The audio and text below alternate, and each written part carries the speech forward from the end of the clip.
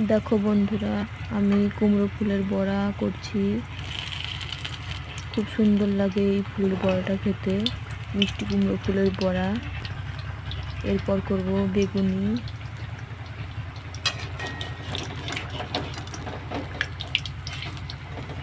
বেগুনটা আগেই কেটে নিয়ে রেখে দিয়েছিলাম রেডি করে। দেখো বন্ধুরা, কত সুন্দর করে বেগুনিটা আমি ভাজছি।